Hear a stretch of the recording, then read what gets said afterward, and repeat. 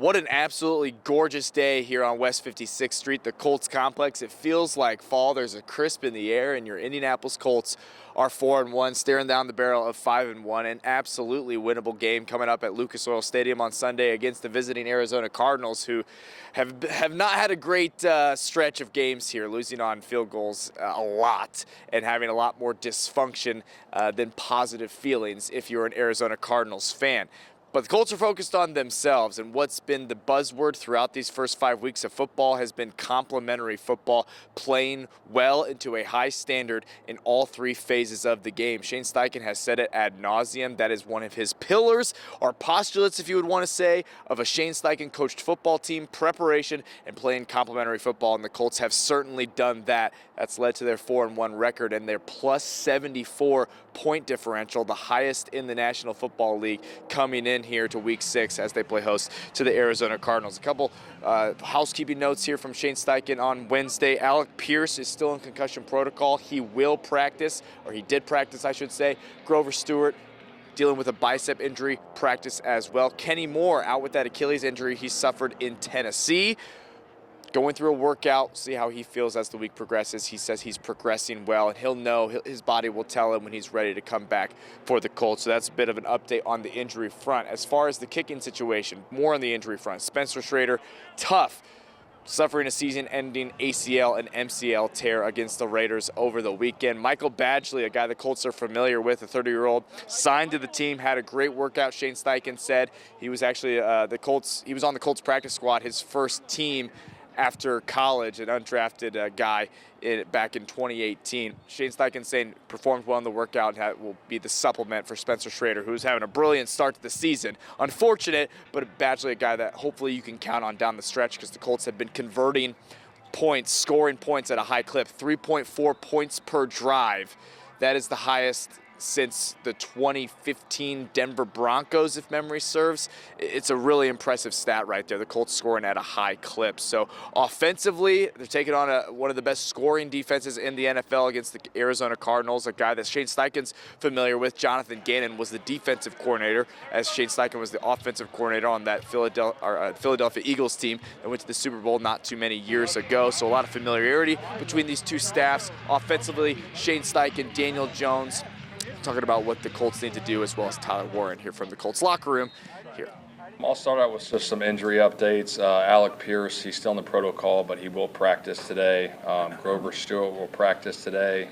Kenny Moore, we're going to work him out here on the field, see how, if he can practice today. Also, you guys saw we just signed Jermaine Pratt, linebacker. Excited about him, excited about his talents, what he can bring to this football team. Get him through this week of practice, see how it goes.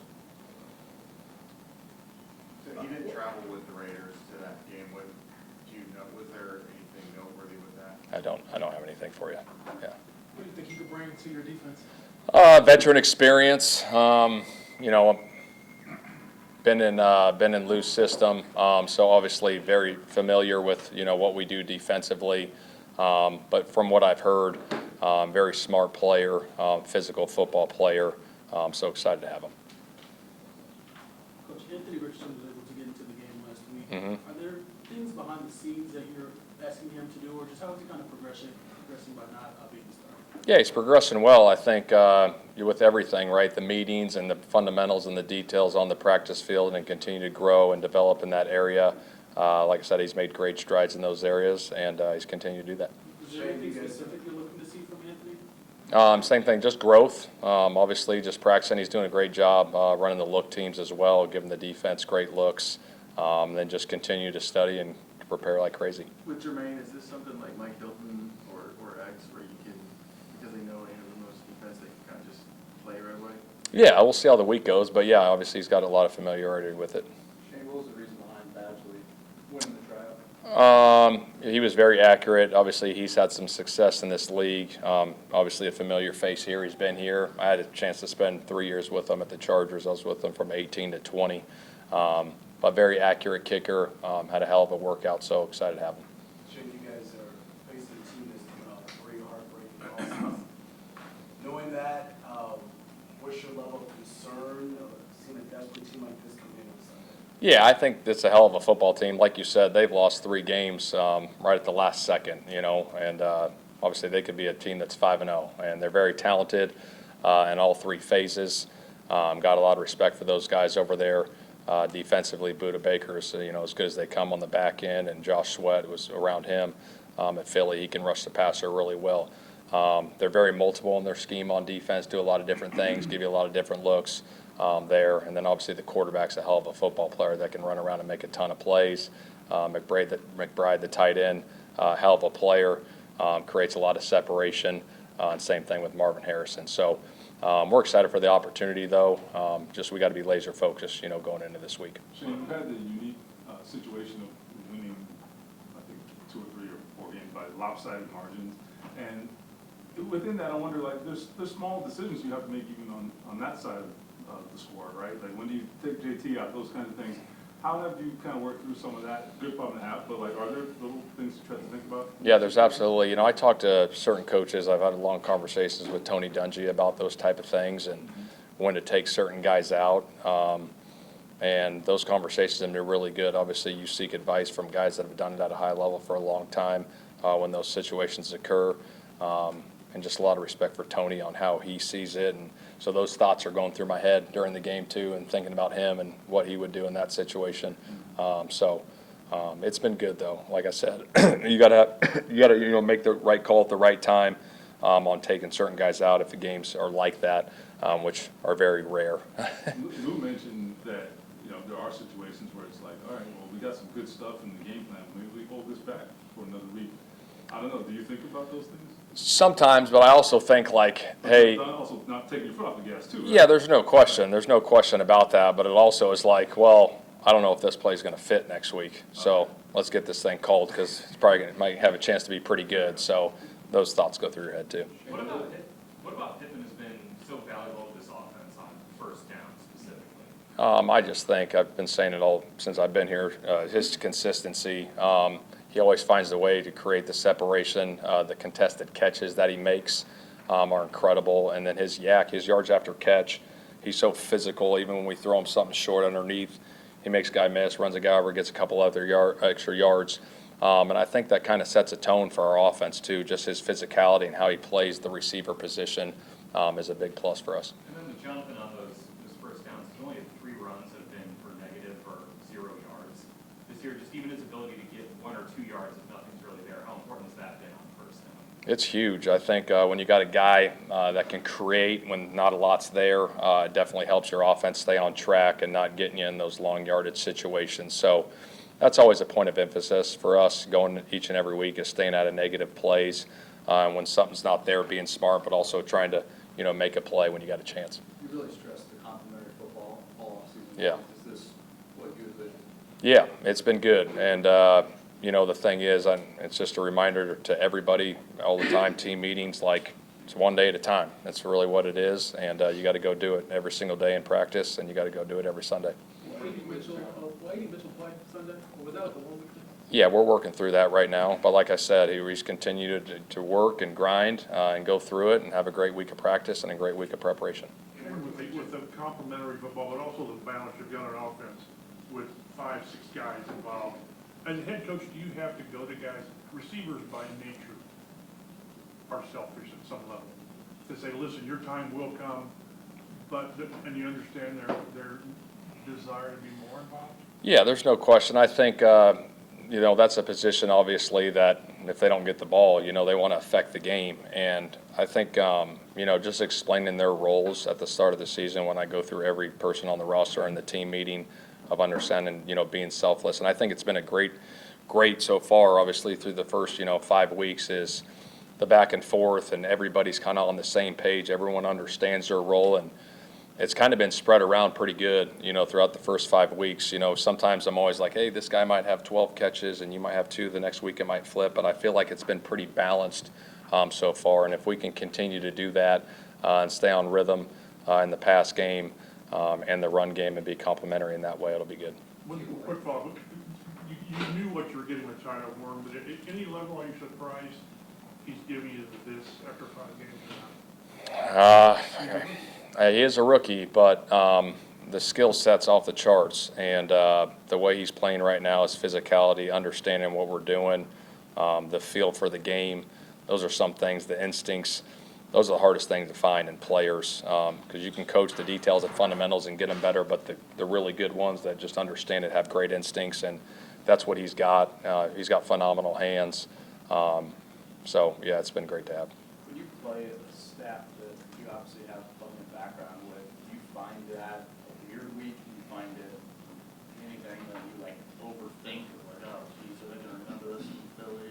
Or? They'll probably remember some things just like we'll remember some things, but try not to overthink it. You know, it's been a couple of years now, and obviously we're evolving, they're evolving.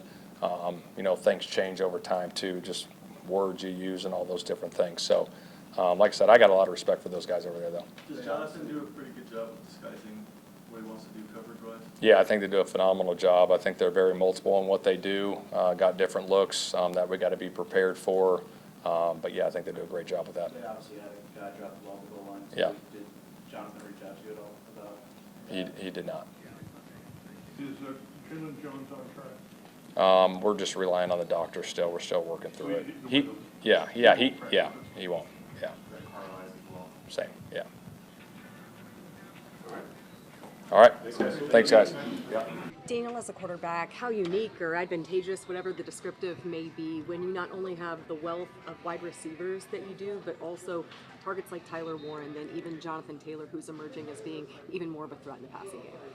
Yeah, I think it's huge. You have so many guys who can make plays and spread the ball around. It's hard for a defense to account for all of them. So I think, huge credit to all those guys and how they've all stepped up and played huge roles in the start we've had. So we'll continue to look to spread it around, and those guys I know are going to keep making plays. Daniel, this is a top 5 scoring defense in the NFL and the Cardinals. What is it that they do well when you look at the tape? I think, play a multitude of different looks and force you to communicate well on offense and make sure you identify what they're doing well and you're kind of all on the same page as a group. So, you can tell they're well coached. It's a smart team.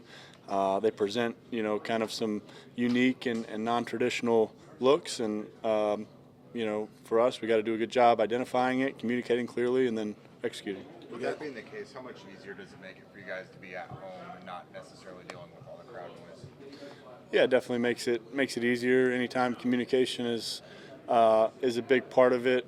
Being at home helps and not having to deal with the noise. So, it'd be helpful. Now that you've played over a month with Quentin Nelson, what stands out to you just about his skill set and how unique he is as a player at left guard? I think obviously noticed it playing over the last month, but I think you realize it pretty quickly, when I got here in the spring and then in training camp, just how consistent he is, how good of a player he is at that position, and how huge he is for us just as an offense, as a leader, as a leader in the O-line room and a leader for this whole group. I think he's been extremely consistent. Daniel, what do you think is What makes Quentin different? I think for one, his attitude. I think he has very, very high expectations of himself, of the group. He's got a relentless attitude, plays really hard, and then obviously his physical tools are elite. So you put that together, you got a really, really good player. Daniel, is there something you kind of look for to kind of reflect just how efficient you guys are as an offense? Maybe something statistically or otherwise it tells you, because you guys are, but what are you looking for? I generally don't look at stats too much. I think if you understand what you're trying to execute or what you're trying to do, just watching the film and understanding that and being able to evaluate that, I think is the most important. But I don't know. I think the ability to run it and throw it, the guys up front, being prepared going into the game, I think all those things, put together have to do with your efficiency. He mentioned the stats portion. For you personally, how much enjoyment are you having being around so many talented guys, so many weapons in this offense, and put the points you guys have been able to do? Yeah, it's fun. I mean, on offense, you want to score points, right? That's the goal, and when you do that, it's a lot more fun. So it's been, yeah, I've really enjoyed playing with these guys. Like you said, we got good players across the board at every spot. So my job is to distribute the ball, get the ball out on time, and then let them go make plays, and they've done that. What has Pitt done to maybe earn your trust quite a bit on first down specifically?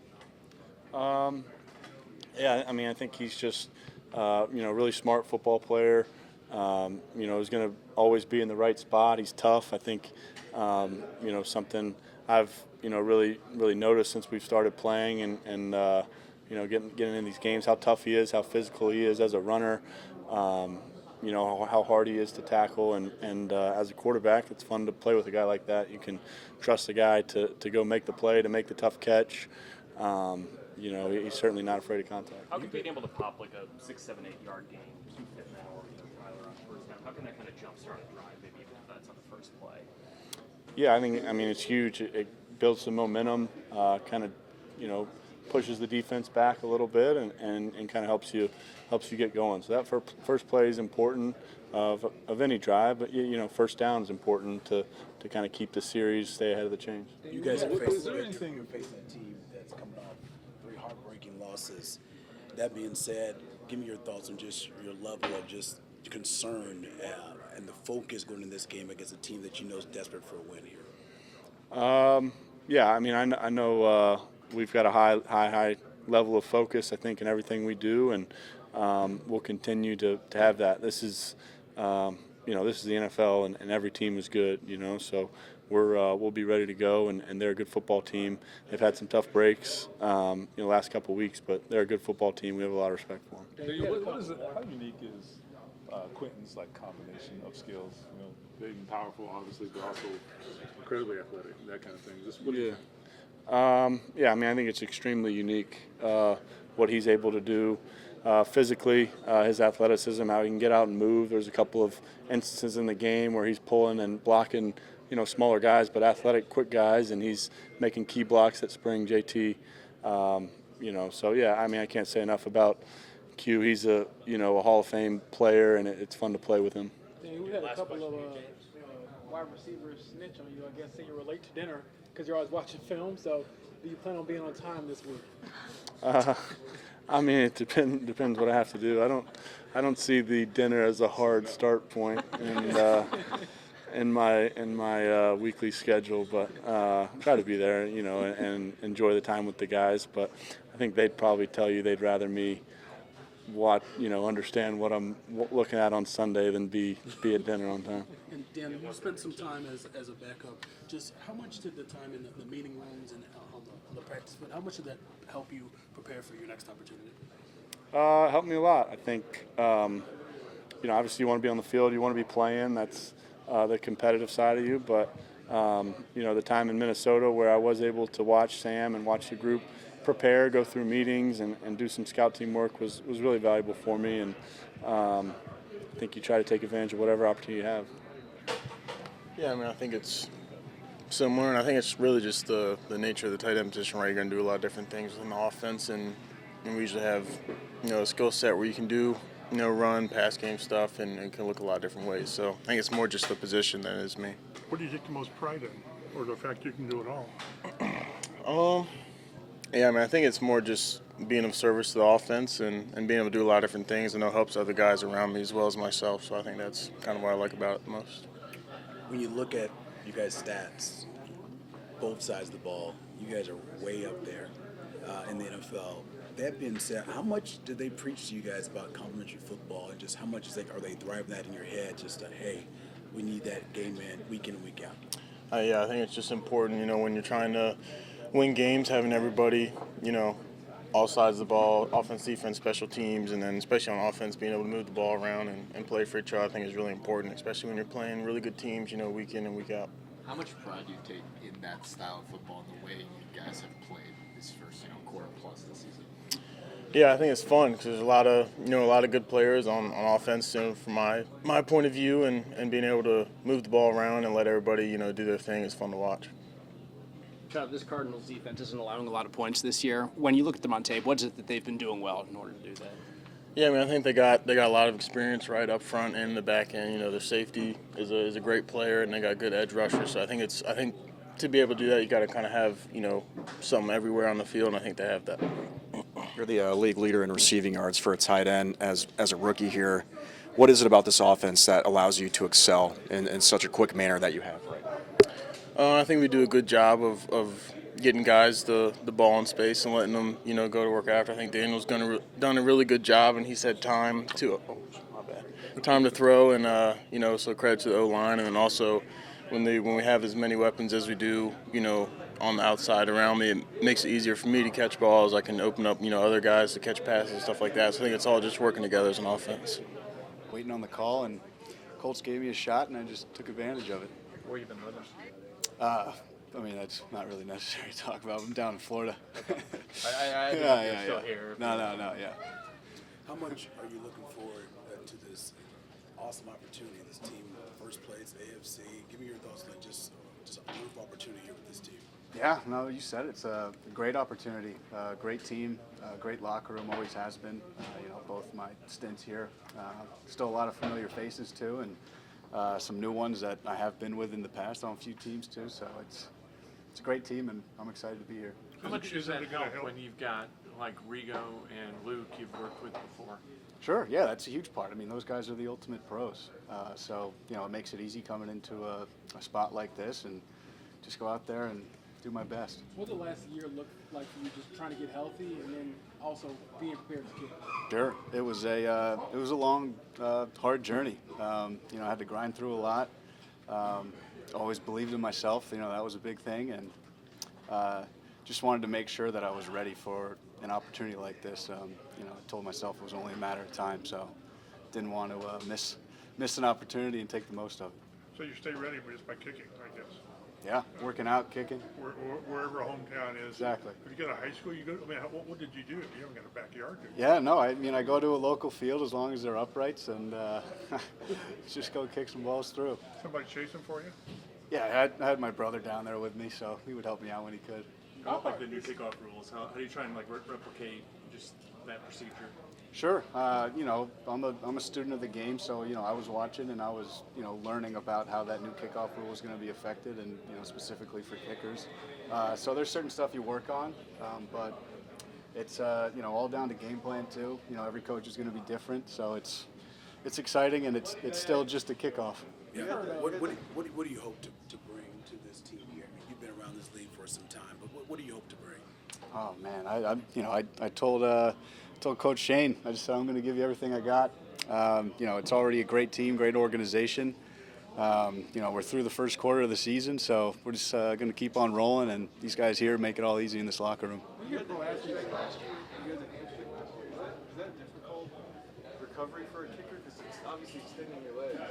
Sure, I think, with any injury that guys got to recover from and get back to, a lot of it is just building your confidence back and that you're able to do it, and just strengthening and staying with it, and, getting back to, who you are and feeling good. But, yeah, in terms of getting back, I always knew I was going to get back, so just kept a positive mindset. We hear pro athletes often say, I just stayed ready and I knew that next opportunity would come, but, like, what is that like, and how do you handle that when you really don't know when the next opportunity might arise? Sure. I've been in this position before, where it's, around week 5 or 6, or it could come even later, for some guys. And staying ready is, it's almost like it's too easy to give up and kind of just get lazy with everything.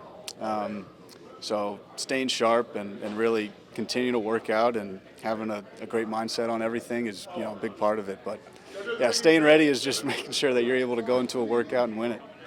That's what the case was in 21 here, right? Sure. I mean, Blankenship was a kicker.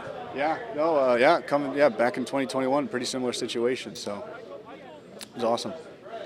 Thanks, guys. All right, so the Colts looking to keep this train moving in the right direction defensively.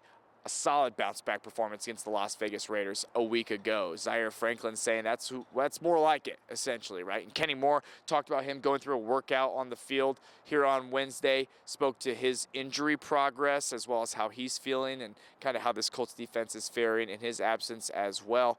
Again, allowing 6 points and keeping the foot on the gas, I think, is what's the most impressive, right? Outscoring Las Vegas 20-3 in the first half and doubling that up in half number 2. It's what good teams do. They beat inferior opponents and they beat them handily. There's no question about that. A very nice sight for this Colts defense who's been battling injuries, especially in this defensive backfield. Add Mike Hilton to the list. Not what you want to see, but Colts still kind of bridging the gap here, putting pieces together, and still performing well on the defensive side of the ball. It's exactly what you want to see. That's what good teams do. Zaire Franklin, Kenny Moore said as much here in the locker room on Wednesday. I have to tackle that guy on Sundays. Me and JT have had our encounters. I'll leave it at that. Z, typically, a month into the season, first quarter of the season, teams establish who they are. We know who this team wanted to be coming into the season. What has this team and this defense established as its identity now they're into the second quarter, into this month of October? I think we established that we discipline. I think that we play for each other. I think we play fast. I think we play physical. I think we take the ball away, and I think we just, make timely plays to help our team win. So. When you look at Arizona, the quarterback, the weapons that he has, what stands out in particular about their offense? Yeah, obviously it all starts with Kyler. He's a great player, makes a ton of plays with his arm as well as his feet. Definitely capable in the open field. And then, young Marv, that's my boy, but he ain't my boy on Sunday. So obviously knowing he's explosive on the outside and, they got a couple of runs. I know the other tight end, too. The tight end's supposed to be pretty good, too, so we'll see. With a quarterback like Kyler, how important is it to make him one-dimensional? You kind of just want to take his options away. He's kind of used to that college-style offense, so just making sure, you kind of make him zone in on certain decisions and make him pay, so. You know their story in these last 3 games, heartbreaking losses for them. You've been a veteran player. What is the level of just concern facing this team coming up on Sunday, knowing that they're probably going to be a desperate team trying to get a win here? Yeah, I know they got a lot of stuff going on over there, and, with the head, shout out to JG, too, love JG, but I know when you're going through tough losses like that and adversity throughout the season, you're back against the wall. You're looking to prove yourself, and, if I was them, it would be no better test than, coming up against us, so we know they're going to come out firing on all cylinders. We just got to make sure we're prepared. What makes Laiatu different than maybe other defensive ends you've seen throughout your career? Man, he's just extremely natural pass rusher. Natural with his hands, natural bend, get off. A lot of times you see, young pass rushers come in the league and they got to learn how to play with their hands, how to work through that bend. That's something that they got to grow into. Laiatu had that from day one. And I think it just makes him extremely effective, just getting after the quarterback, putting pressure on the QB. And now he's been catching the ball, so yeah, good for him. So. I was going to say versatility. What stands out to you about that part of it? And how do you evaluate how a defensive player plays when you get graded off of his position, sacks? You know what I mean? But it's more than that, I would imagine. Yeah, me and Buck have a long argument about the importance of a sack compared to a pressure, and. I understand the value of pressures, and it does affect the game, Just even myself, being able to blitz the quarterback more, get after the quarterback, making him uncomfortable, that stuff definitely affects the game. A sack is a sack, though. So, yeah, obviously Latu's been working. I know he's going to get those sack numbers up, but the INTs definitely don't hurt at all either. So. Grove's had a hand in 3 interceptions this season now, either pushing the pocket or literally deflecting a pass. That just seems kind of like the ultimate Grove thing of he may not get credit for it, but you can see he's having an impact. What can you say about the season he's had so far? Man, I will definitely say, and I'm glad you asked that too. Obviously, BG's, he's just been doing the dirty work. That's just who he is. But I feel like, Grove and Buck, in my opinion, have been putting some of the best hustle plays that I've ever seen on tape this season. They both of them made a tackle down the field on a toss play. You don't get that type of work ethic or that type of grind from defensive tackles in this league. I think those 2 guys are just playing obviously at extreme level as they have been in their entire career. I think it's from swatting passes to blocking kicks. BG gonna make a play. And he's got everybody back out there, and that's why I appreciate him the most. When you see those two big guys showing that kind of hustle, how does that kind of permeate the rest of the defense? Say, hey, if Grove and Buck are doing it, we got to do it too. Oh, no question. I mean, if BG and Buck is running like that, I mean, there's been literally several times where I've been on the field, and I'm like, whoa, who was that running? That's DeForest. And it's like, if he's running like that, well, there's no excuse for anybody else, not only on the D-line, but on the defense, not to, run to the ball with everything they got. See, watching you guys last week, it seemed like we learned a lot about the level of focus on this team. Can you explain to us what is it about this team this year where it's like every single game you guys are locked in and making plays? I think everybody just wants to win. I think that's just the most important thing to everybody on this team, defense, offense, special teams. Everybody wants to win. When you're able to remove yourself from that situation, give yourself to the team, and buy into whatever cause, whatever goal is to help the team win a game, everybody's going to eventually make plays. Everybody's going to eventually get the glory that they want. But it all starts and ends with winning. I think we were committed to winning on Sunday, so we got to commit to the same process this week to come home with a victory against Arizona. Having Jermaine Pratt join your team, what do you think about just the addition of him? I mean, I know it's been a revolving door at the wheel. Listen, like I said, anybody that's willing to come in and help us win, I'm all for it. Like I said, we got a great thing going here. Let's just keep it rolling. Obviously, he's here to help. Like I said, but it's all about winning, so that's all I care about. See, in relation to Jonathan again being on the other side of the relationship has changed. When you face guys that you're friends with, what's the level of competitiveness on the other side? Obviously, you want to beat guys you don't like, but what about when there's guys that you're really close with on the other side of the field? Yeah, I try not to like people on the other side, like actively. Me and Kyron are actually really good friends, and I saw him pregame. And I was talking to my family, and I had to give him like a real low five so like nobody could see it. And then after the game, he was like, "Damn, you ain't want to dap me up." I'm like, "Bro, that's because I'm gonna spend all day trying to hit you." Like, you know what I mean? So I don't really like being friends with other guys, but obviously I got a lot of love for JG, man. He poured into me when it cost him nothing and it meant nothing for him. There's been plenty of times when I was going through what I was going through, walking with my head down, and JG was the one that picked me up. And I've always appreciated him for that. Always been a fan of him, always rooted for his success every Sunday except this Sunday. So. Do you know Pratt at all? Do you know Pratt at all? No, this was my first time I met him. Pretty rare. Multiple times this year. Defense, how does that manifest itself and give you an advantage? Whether it's them being predictable, whatever it is. Obviously, making them one-dimensional has been, very key. I know we've been a little leaky, but we have been a pretty stout run defense, in my opinion. Getting them to force them to pass and getting them in the third and unmanageable. But to be honest with you, whether we have one touchdown or 40 points, we all playing hard. I was in a huddle, starting the fourth quarter, talking about, it was about our execution. It literally had nothing to do with the scoreboard. We're out there trying to be the best versions of ourselves, so that's all we care about. I think it's just the mentality, never being too high or too low, and always looking for a lesson within it all. Just trying to, pick out the good and all the good and bad. So I think it's just the mentality and the mindset that I've been able to keep over the years, just trying to keep my head, just keep my humility, and that's pretty much has brought me, to the point that I'm at right now. Can how do players know that they're ready to come back from an injury? Because obviously week 7, 8 in the NFL, like nobody's really 100%. So how do you know that, yeah, we're ready to go?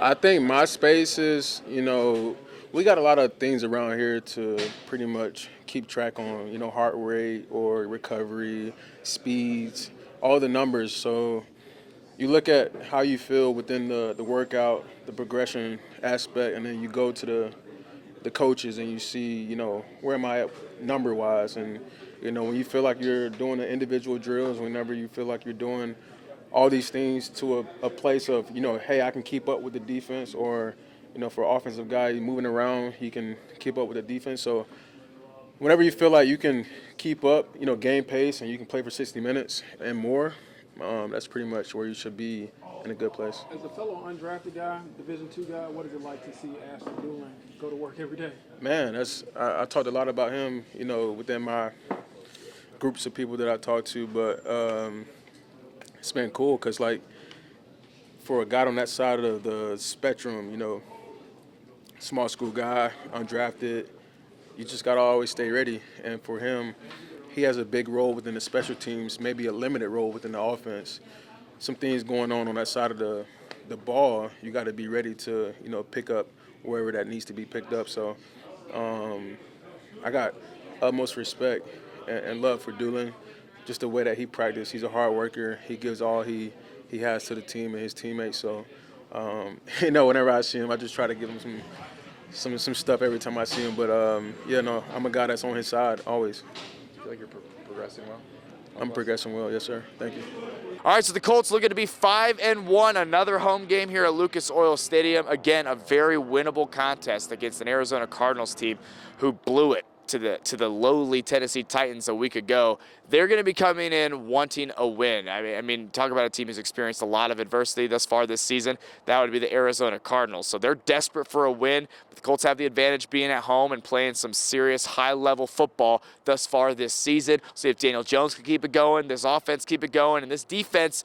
Let's see if this D-line can get home. A couple sacks here. They had 4 last week.